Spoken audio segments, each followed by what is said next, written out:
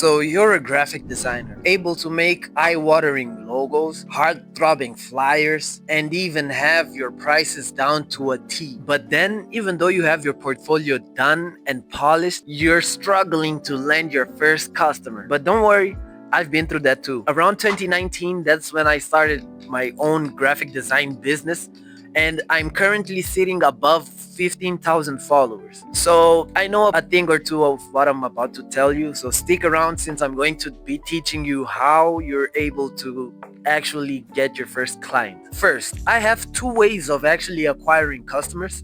I usually acquire them inbound and I also acquire them outbound. Inbound mainly means that I have a business and the clients actually come to me asking for services, which is happening to me at the moment currently. And the second one is outbound, which me as a business, I'm going to be contacting people and trying to pitch them my services and hoping for them to actually accept me and be able to start working with them in a professional way. I think you might have noticed, but the first way and the second way are a bit different. We're going to be focusing on the second one, on the outbound, because outbound is the easiest way to start and it's the way that most people are doing it, so it's saturated. But there's a whole lot to learn there. It's less effective, but it teaches you a whole lot more just so you're ready to actually go and receive inbound leads. We're going to be leaving the actual inbound video for another one, or we could talk on our Discord if you want to know how to get your customers in. So now we decided we're going to start acquiring customers through outbound. So let's get to the steps and let's see how you're going to land your first customer. First things first, your mindset.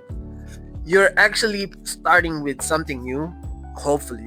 If it's not something new, I imagine you have a little bit of knowledge and know-how in this department, but there's a lot of things you have to take note of.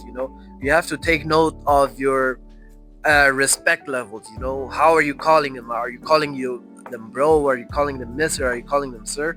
I usually go on to be as formal as possible, until we hop in a call and I ask them formally, like, how can I call you? And if they tell me, you can call me Joe or you can call me Batista, that's what I'm going to call him. But before that, before I get that specific permission, you will always want to keep it formal and respectable all the way. Second, be learning consistently.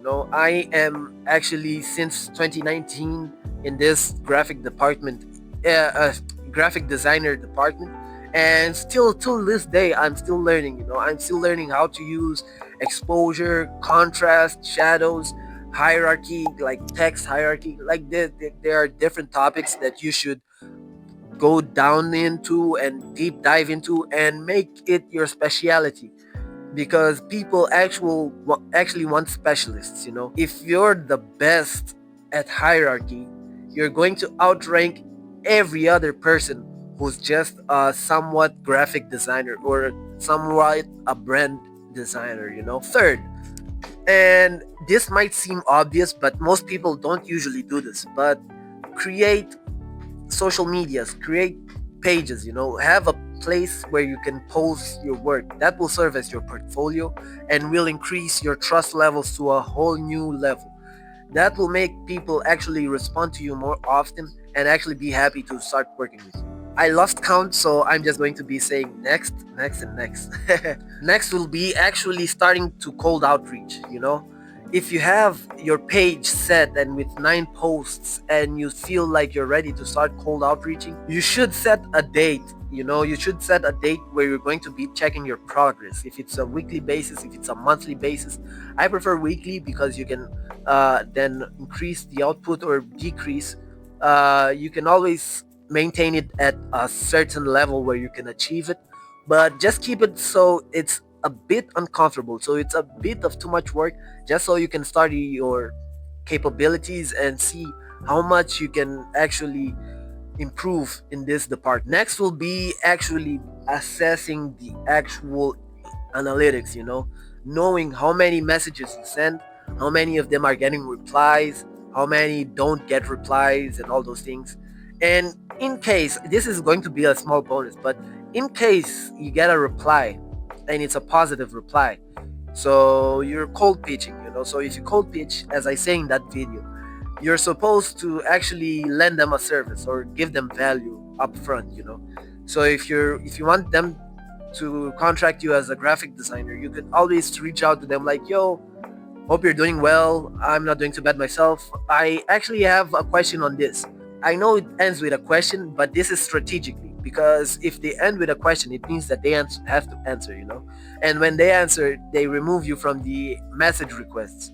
Then when you're out of the message requests, that's when you start the actual pitching. It basically strolls around the area of you being able to offer them some services. If you want to make them a website, if you want to make them like flyers, or if you feel like their content needs to be improved, just ask for their permission, or just ask them if they're interested in seeing it or something like that.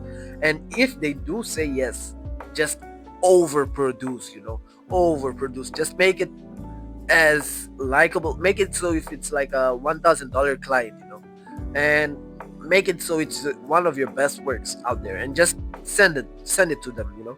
And most of the times people tend to get accustomed to you and your texts in such a way that each time you text, they'll be happy to receive your message rather than seeing your text and wanting to ignore right off the bat. Next, and most important step, is following up. If you don't follow up, you're going to lose customers. You're going to lose potential clients, you're going to lose potential deals. You need to follow up. Once you actually are out of the message, and this you can see by actually seeing if the messages appear as seen. If they're only on sent, even if the person on the other end might have opened it and seen it, it won't show on your end.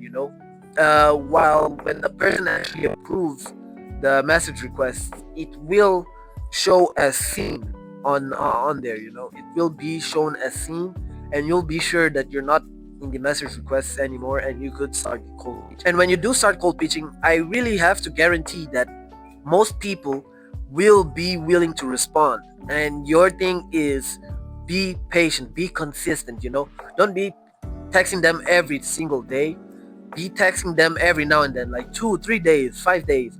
Not in the weekends though. There are a lot of people that don't like to be disturbed on weekends, and I've been cussed a whole lot, man, because of that. So I really feel like weekdays is the best time to do it, and just do it.